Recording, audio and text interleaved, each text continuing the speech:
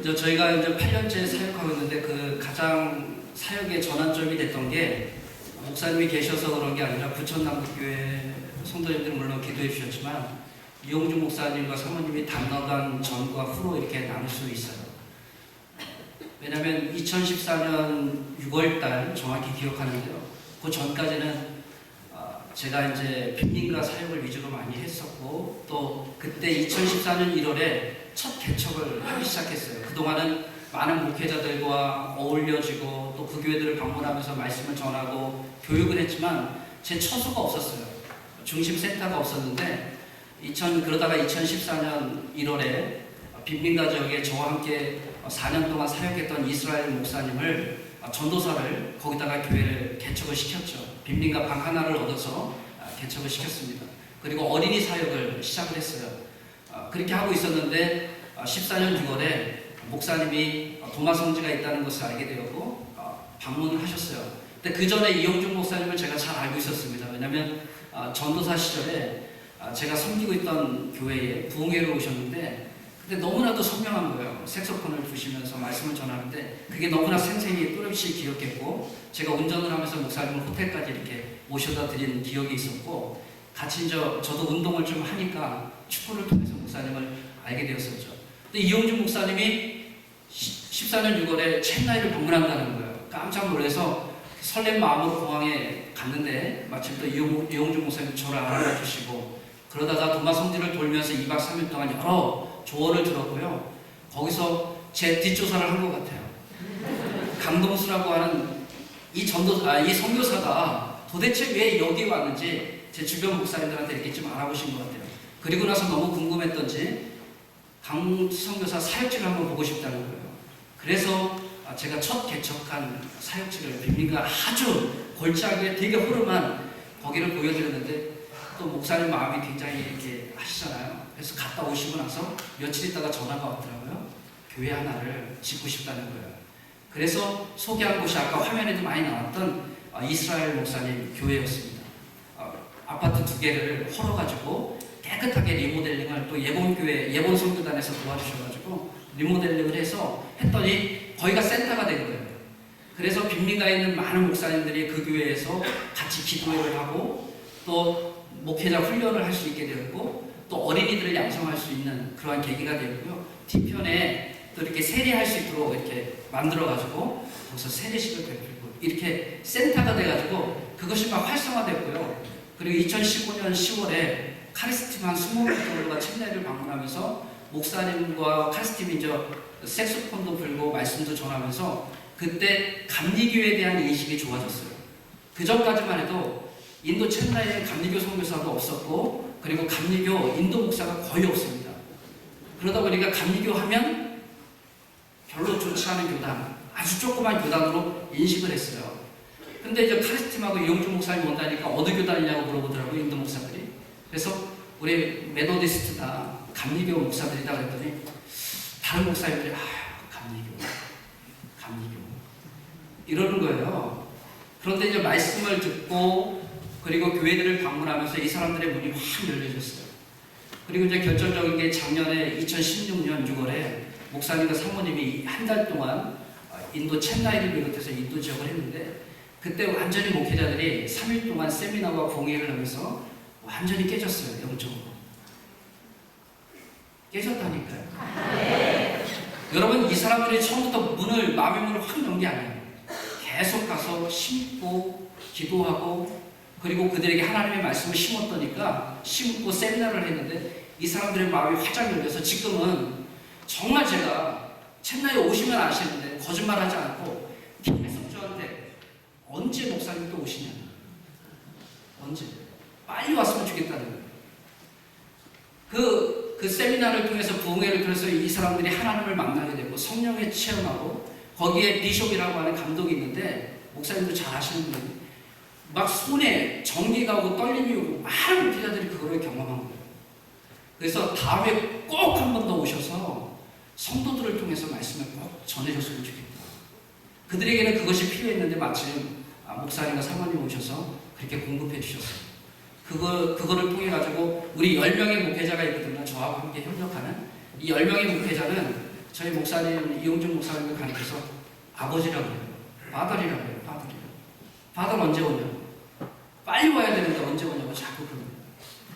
근데 제가 왜 얘기를 하냐면, 여러분 여기도 중요하지만 인도 땅도 그만큼 하나님의 말씀을 갈급해야 하는 영혼들이 있다는 거예요. 그리고 또 여러분들이 보내주셨기 때문에 또 이용준 목사님이 갈 수 있었고 또 하나님의 말씀을 전할 수 있잖아요. 그리고 저의 사역도 굉장히 스펙트럼이 넓어졌어요.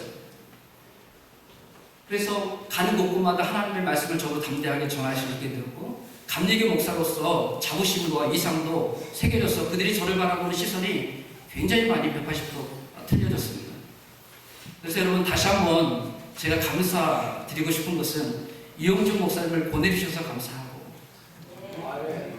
싫은가 봐요. 저는 감사해요. 또 이용준 목사님을 만나서 또 챗나이 땅이 많이 변화되고 또 가는 곳곳마다 하나님의 역사를 체험하고 직접 그들이 간증하는 거예요. 제가 뭐 꾸미겠습니까? 그들이 간증했는데 환상을 보고 하나님의 나라를 보고 막 이런 간증들이 그들이 직접 하니까 그들의 교회가 변화되지 않겠어요? 막 귀신이 떠나가고. 그러니까 교회마다 그런 일들이 일어나니까 그 교회가 하나님을 만나는 기적들이 일어나잖아요. 그러니까 그들이 저를 볼 때마다 어떤 모습으로 보겠어요. 그리고 막 교회가 세워졌는데 제가 인도 처음에 2009년 12월 3일 날 우리 아이들 3명 초등학교 그리고 어린아이 막 이런 애들 데리고 3명 우리 안에 영어도 하나도 못하고 따위로도 못하고 그리고 집에 딱 갔는데 집이 어딘지도 모르고 막 찾아갔는데 누구 소개로 갔어요. 집 좀 얻어달라 그래서 갔는데 이불 하나 없이 잠을 자는 거예요. 여러분 저는요 얼마나 많이 울었는지 몰라요. 애들 앞에서 울지 않았지만 가장이잖아요. 그리고 저를 무조건 믿고 데리고 왔는데 애들을 데리고 왔는데 애들이 학교를 한 2달 있다 학교를 보냈어요. 막 이가 있는 데고 휴지도 없고 선생님들이 시커멓지 애들도 시커멓지 점심을 먹는데 애들이 다 손으로 먹지. 그리고 영어를 가리키는 게 아니라 따위를 가리키는 거예요. 거기다가 막 자기가 먹던 손으로 막 먹여주는 거예요. 그러니까 여러분 그 더운데 에어컨도 없이 애들이 오니까 매일 가까우면 우는 거예요. 그런데서 한 3년을 있었어요. 3년을. 하나님의 훈련이었죠.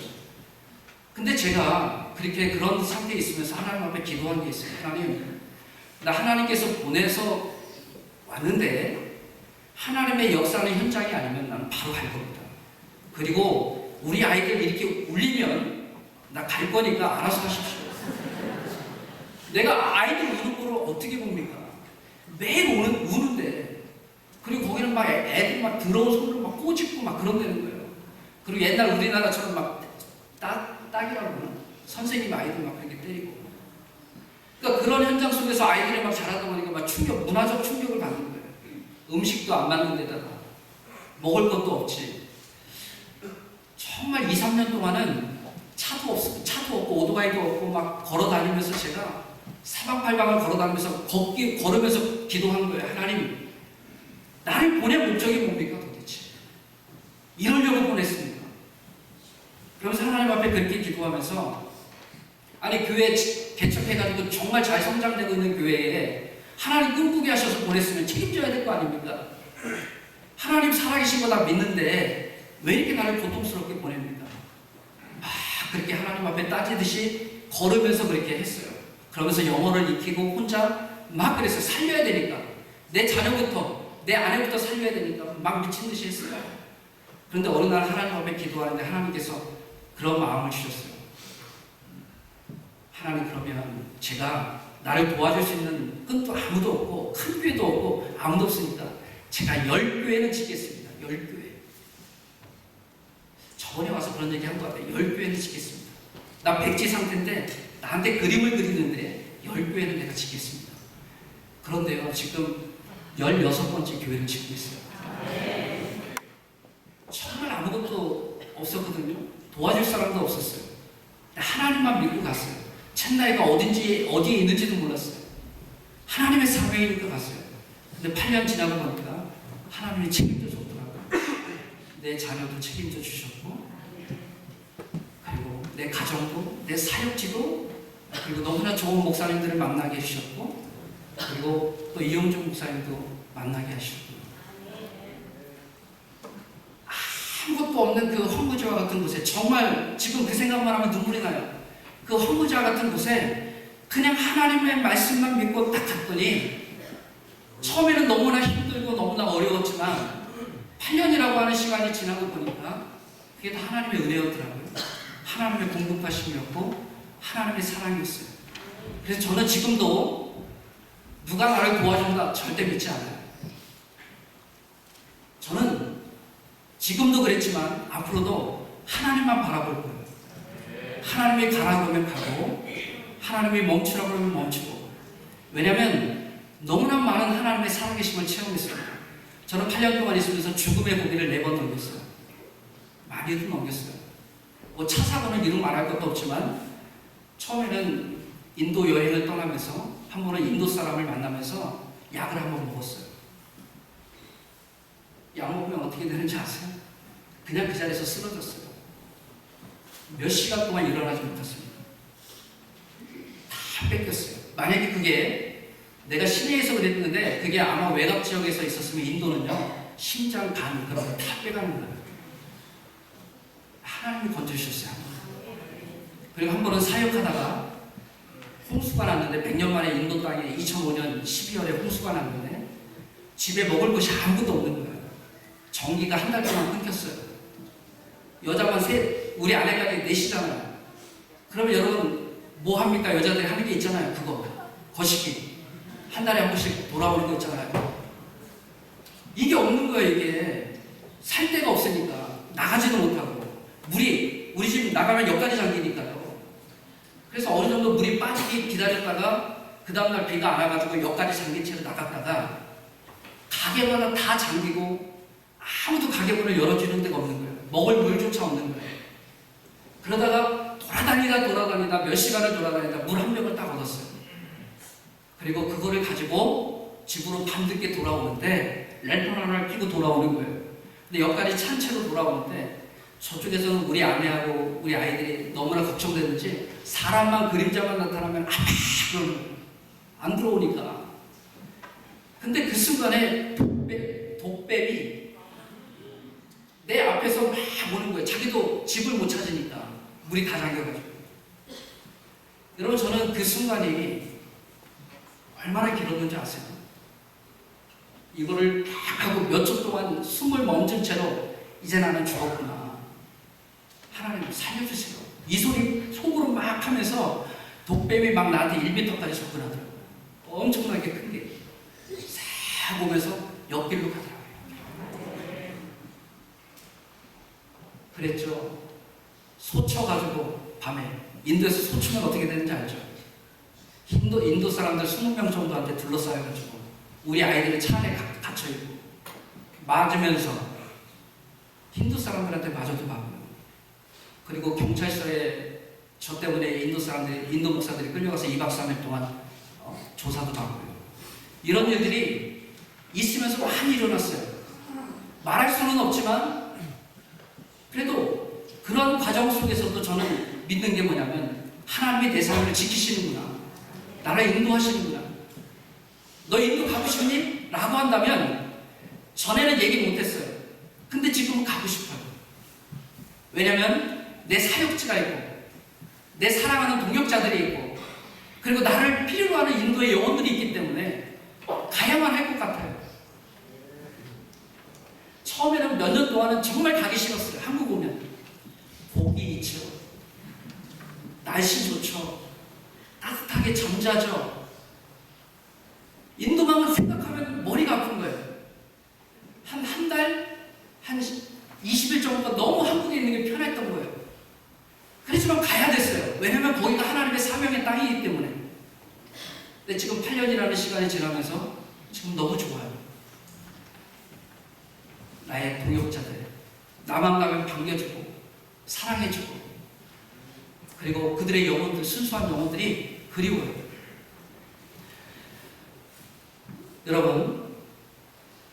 여러분들도 이 땅의 영혼들이 그립습니까?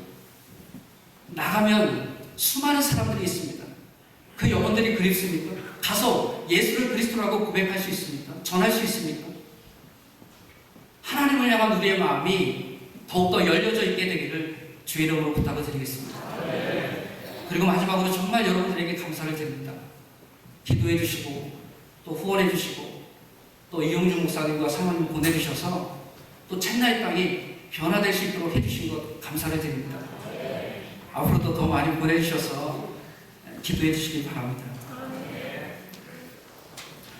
여러분, 지금 여전히 인도는 노 바이블, 노 크리스찬이라고 해서 성경이 없는 나라, 크리스찬이 없는 나라를 만들겠다고 아우성입니다.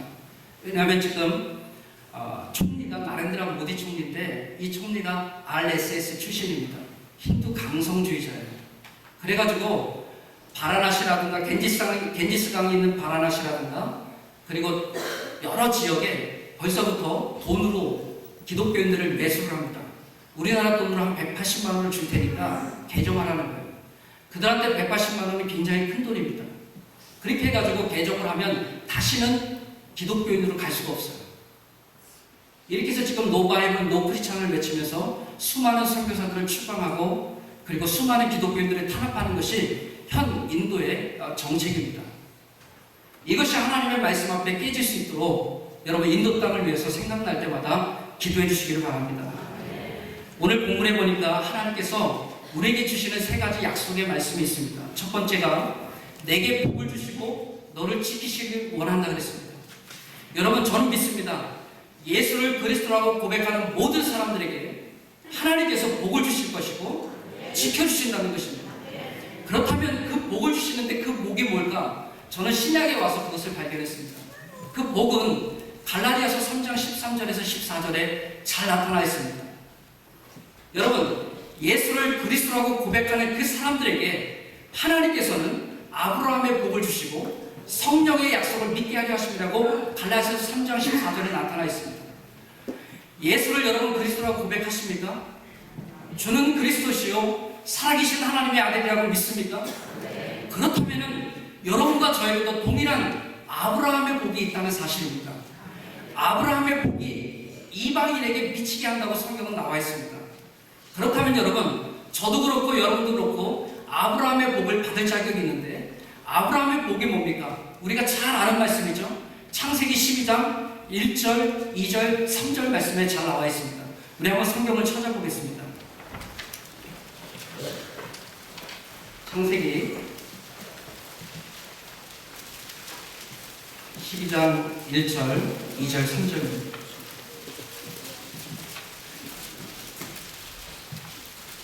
우리 한번 다 같이 읽도록 하겠습니다. 시작. 여호와께서 아브라함에게 이르시되 너는 너의 고향과 친척과 아버지의 집을 떠나 내가 내게 보여줄 땅으로 가라. 내가 너로 큰 민족을 이루고 내게 복을 주어 내 이름을 창대하게 하리니 너는 복이 될지라. 너를 축복하는 자에게는 내가 복을 내리고 너를 저주하는 자에게는 내가 저주하리니 땅의 모든 족속이 너로 말미암아 복을 얻을 것이라 하시니라. 아멘. 이게 저의 말씀이었어요. 본토 직접 아비집을 떠나라 그랬어요. 그러면 너는 복을 줄 거라 그랬습니다.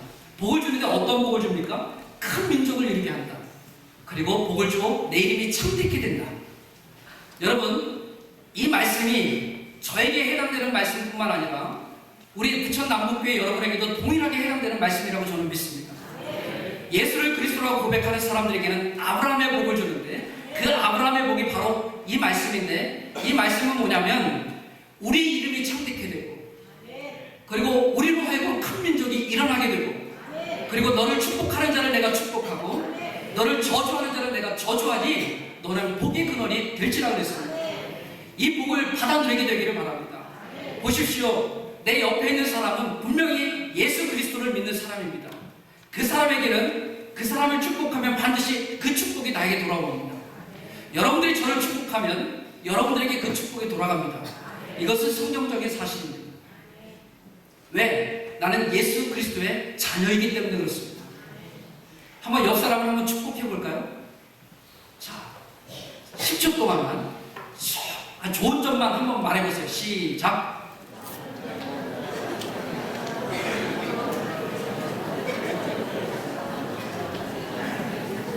지금 말했던 그 복이 나에게 반드시 돌아올 줄로 믿습니다. 이게 바로 아브라함의 복입니다. 저는요, 저희 어머니가 작년에 얘기했는데 저희 어머니가 할머니가 104세예요. 104세. 근데 2015년 1월에 제가 왔을 때, 한국에 방문했을 때요, 저희 어머니가 저한테 그랬습니다. 우리 어머니가 권사님이신데, 오목천교회 권사님이신데요, 저희 어머니가 저한테 그런 얘기를 하더라고요. 얘야, 할머니가 심상치 않다. 엄마 꿈자리가 심상치 않다. 할머니 세례를 좀 주렴. 그러더라고요. 아유, 할머니 무슨 세례를 줘요. 듣지도 못하는데. 그리고 이제 말았어요. 그리고 나서 제가 오목천교회 금요철회를 할 기회가 있어서 금요철회를 하고 나왔는데 목사님이 느닷없이 그런 얘기를 하더라고요. 아이고, 강성교사, 할머니 세례도 주셨다며? 잘했네, 잘했어. 어떻게 할머니가 듣던가? 이런 얘기를 하는 거예요. 그러니까 저희 어머니가 거짓말을 한 거였어요. 세례를 주지도 않았는데 아들이 세례 줬다고 그렇게 말한 거였어요. 얼마나 마음으로 찔리고 미안하고 창피하고 그랬는지 어머니를 이제 말씀이 끝나고 돌아가는 길에 어머니한테 화를 내면서, 엄마, 왜 거짓말을 해 목사님한테? 야, 이것도 좋은, 너 칭찬하려고 했던 건데 괜찮아, 네가 주면 되잖아. 그러더라고요. 그러면 알았어. 다음 주 주일날 저녁 예배 설교가 있으니까 설교 끝나고 오면 내가 세례를 줄 테니까 어머니하고 아버지가 목욕제기 깨끗하게 씻기고 그리고 있으라고. 그리고 그 다음 주가 돼가지고 설교를 하고 한 밤 11시 정도에 왔어요. 왔는데 정말 할머니 옷을 깨끗하게 입히시고 그리고 계시더라고요. 그래서 성경책을 펴놓고요, 104세 된 할머니한테 말씀을 전했어요.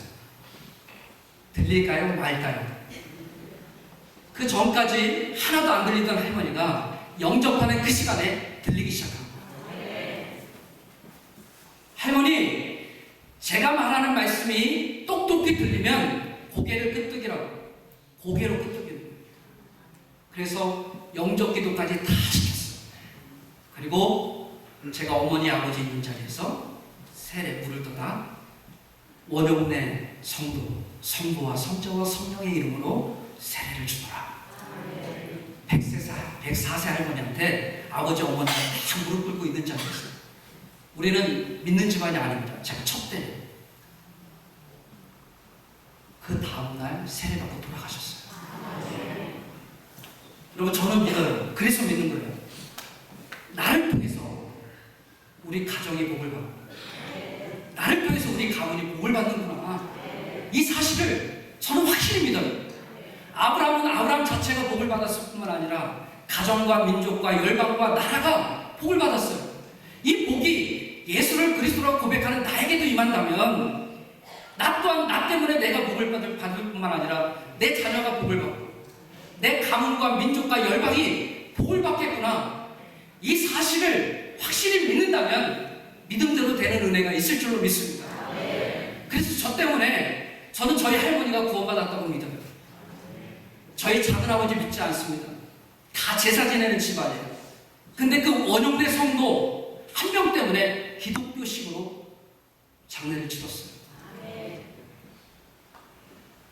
여러분, 이 아브라함의 복이 여러분에게 임하길 원하고 그리고 지키시는 은혜가 있게 되기를 주의 이름으로 축원합니다. 두 번째는요, 그 얼굴로 내게 비치사 은혜 베푸시기를 원한다 그랬습니다. 여러분, 하나님의 은혜가 있으면요 얼마나 기쁜지 몰라요. 하나님은 공짜가 없습니다. 하나님은 반드시 믿고 순종한 그 사람들에게, 그 가정에게 반드시 30배, 60배, 100배의 열매를 맺히게 될 줄로 믿습니다. 마지막으로 세 번째는 여호와는 그 얼굴로 내게로 향하여 드사 평강 주시기를 원한다 그랬어요. 여러분, 예수를 그리스도라고 고백하는 여러분에게 평안이 있게 되기를 바랍니다. 두려움이 떠나고 기쁨과 감사와 감격만이 날마다 넘치는 은혜가 있게 되기를 주의 이름으로 축원합니다. 요한복음 10장 10절에 이렇게 말하고 있습니다. 도적이 온 것은 도적질하고 죽이고 멸망시키려는 것뿐이요, 내가 온 것은 양으로 생명을 얻게 하고 더 풍성히 얻게 하려 하십니다. 그러니까 도적이 온 것은 도적질하는 거예요. 우리의 영혼을, 우리의 마음을, 우리의 가정을 도적질합니다. 그리고 죽입니다. 그리고 멸망시키려고 합니다. 이곳에는 평안이 없어요. 감사가 없고 기쁨이 없습니다. 그런데 주님이 있는 곳에는 평강이 있어요. 주님이 있는 곳에는 감사가 있어요. 그래서 요한복음 14장 27절에 이렇게 말합니다. 평안을 너희에게 끼쳐노니 곧 나의 평안을 너희에게 주노라. 내가 너희에게 주는 것은 세상에 주는 것 같지 아니하니라. 너희는 마음에 근심도 말고 두려워하지도 말라. 여러분, 예수님 때문에 평안하시길 바랍니다. 선교를 하다 보면 여러 가지 두려움이 있습니다. 두려울 때보다 저는 하나님의 말씀이 붙잡습니다. 그래, 지금까지 하나님이 나를 통해서 역사했지. 지금까지 하나님이 우리 가정을 이렇게 지켜줬지. 지금까지 하나님께서 살아계신 분이기 때문에, 살아계신 하나님이기 때문에 앞으로도 이렇게 지켜줄 거야. 그래, 내 앞에 지금 어려운 장벽이 있고 어려운 것이 있지만 결코 나는 사람을 의지하지 않겠다. 하나님, 내가 하나님을 의지하고 나가겠습니다. 하나님만 바라보겠습니다. 왜냐면요, 사람 바라볼 때 정말 처음에는 좋은 것 같아도 나중에는 참 이상하게 돌아오더라고요. 어느 목사님을 바라보고, 어느 장로님을 바라보고, 어느 성도를 바라보면 그 순간은 좋을지 몰라요. 나중에는 마음에 상처가 있더라고요. 저는요, 이영중 목사님이 이렇게 잘해주는데도 존경하고, 그리고 저의 영적 롤 모델이지만 이영중 목사님만 바라보지 않습니다. 왜요? 바라보면 언젠가 저에게 상처를 남기 때문에 그래요. 저는 하나님만 바라봐요. 그래야 상처도 없고 아픔도 없고 실패도 없어요. 제가 마지막 말씀만 하고 마치겠습니다. 지금 인도에는, 저희 채나에는 모기가 극성입니다. 한 30도 정도 되니까 모기가 엄청 많아요. 그래서 모기장을 치지 않으면 잠을 잘 수가 없거든요. 근데 이상하게 모기장을 쳤는데도 불 끄고 한 30분만 있으면 윙 하고 소리가 나요. 희한하죠? 어디로 들어왔는지 완전 전투 모기 같아요. 그러면요, 그 모기를 잡으려고 혈안이 됩니다. 왜 그럴까요? 모기를 잡지 않으면 내가 잠을 잘 수 없으니까. 모기를 잡아야지만 평안한 거예요. 그럼 모기를 잡으려면 불을 켜야 되죠. 그리고 그 전기로 하는 거 없으면, 파리채 없으면, 모기채 없으면 또 손으로 잡아야 되니까 얼마나 신경 쓰이는지 몰라요. 근데 잡으면 어떻게 될까요? 평안합니다. 왜? 잘 수 있기 때문에. 딱 잤어요. 웬걸요, 30분 되니까 또 윙 소리가 나는 거예요. 그리고 나서 또 잡으려고 막 이랬어요. 그 피곤한데. 그리고 불을 켜보니까 모기장에 수십 마리가 다다다닥 붙어 있는 거예요. 여러분, 그거를 완전히 제어하지 않고는 나에게 평안함이 없어요. 나에게 기쁨이 없습니다. 왜? 또 침투에 들어오니까. 우리의 삶이 그렇습니다. 완전히 주님으로 축 젖어 있지 않으면, 주님이 나를 완전히 제압해서 내 안에서 주님의 생수가 흘러넘치지 않으면 완전한 평안은 없습니다. 왜? 또 들어오니까. 여러분, 저는 저뿐만 아니라 여러분에게도 바라기를 원하기는 예수 그리스도로 충만하기를 주의 이름으로 축원합니다. 거기에 은혜가 있고, 거기에 아브라함의 복이 있고, 거기에 지켜줌의 은혜가 있고, 거기에 하나님의 평강이 있을 줄로 믿습니다. 기도하겠습니다. 하나님, 반갑습니다. 이렇게 한 10개월 만에 다시 너무 일찍 왔는데, 사실 인도에서 한국 오는 게 쉽지 않습니다. 또 비행기 값도 만만치 않고, 또 가족이 한 번 이동을 하면 거의 500만 원 이상이 들기 때문에 쉽지 않은 이동인데, 세 가지 이유가 있어서 갑작스럽게 오게 됐어요. 첫 번째는 저희 아내가 어깨 쪽이 너무 안 좋아가지고 인도에서 4개월째 아픈 거를 참고 한번 나아보려고 하다가 도저히 안 돼서 한국을 오게 되었고요. 그래서 병원에 갔더니 뭐 두 군데서는 수술을 하라고 그러고, 또 두 군데서는 또 한번 치료 한번 해보자 그래서 치료 쪽으로 지금 하고 있습니다. 그리고 또 하나는 또 저희 딸이 한동대학교에 이번에 들어가게 돼서 또 등록금이라든가 이런 것들을 또 해결해야 되기 때문에 또 하고요. 또 세 번째는 지금 인도에 많은 추방이 있습니다. 작년에 여러분들이 교회를 이제 학교를 건축했죠. 벵갈로 쪽에. 그 벵갈로 지역에 34가정 정도의 선교사님들이 한국분이 계신데 20가정 이상이 추방을 당했어요. 한인 목사님도 작년에 추방을 당했고요. 저희 첸나이 쪽도 계속 이렇게 나가고 있고, 우리 감리교 선교사님도 작년에 또 원로 한 20년째 사역하시는 목사님도 추방을 당했습니다. 그래서 지금 굉장히 많은 추방들을 당하고 있고요. 미국 선교사부터 해가지고 많은 분들이 타 지역으로 많이 이동을 지금 하고 있는 추세입니다. 제가 갖고 있는 비자로는 더 이상 견딜 수가 없어서 빨리 비자를 또 바꾸려고 또 오게 되었습니다. 이렇게 또 말씀을 전할 수 있도록 해주신 우리 이용준 목사님, 또 사모님, 그리고 장로님, 그리고 부천남북교 모든 성도님들께 진심으로 감사를 드립니다. 인도는 여러분들이 잘 아시는 것처럼 14억의 인구가 살고 있고요. 그리고 저희가 사역하고 있는 곳은 남쪽입니다. 최남쪽 쪽인데 7천만의 인구가 타밀나드 주가 있고요. 거기에 주도인 첸나이에서 사역을 하고 있습니다. 첸나이는 우리 서울 인구하고 비슷합니다. 한 1,000만 정도가 사역을 하고 있는데 안타깝게 이제 감리교 선교사가 없어요, 저분이. 그래서 사역할 거는 많은데 왜냐면 이제 너무 덥기 때문에 사계절이 더워요. 진짜 덥고 미치도록 덥고 죽일 듯이 덥고 막 그래요. 그래서 지금이 제일 시원할 때인데 한 30도에서 34도 정도 됩니다. 지금이 겨울이에요. 지금이 딱 좋을 때예요. 그러니까 보통 여름 되면 뭐 거기서 외부로 많이 빠져나가시고 이제 그렇게 합니다. 저희 가족은 2009년 12월 3일 날 첸나이 땅을 밟아서 지금까지 8년째 사역을 하고 있습니다. 제가 2005년 1월 달에 하나님의 부르심을 첸나이 땅으로 받았어요. 저희 아내가 꿈을 꾸다가 하나님께서 첸나이를 지명해 주셔서 정말 가고 싶지 않고 보고 싶지도 않고 듣고 싶지도 않은 땅이었는데 하나님의 명령에 의해서 그것이 하나님의 뜻인 줄로 믿고 무작정 첸나이가 어딘지도 모르고 간 것입니다. 그렇게 간 게 벌써 8년째 됐어요.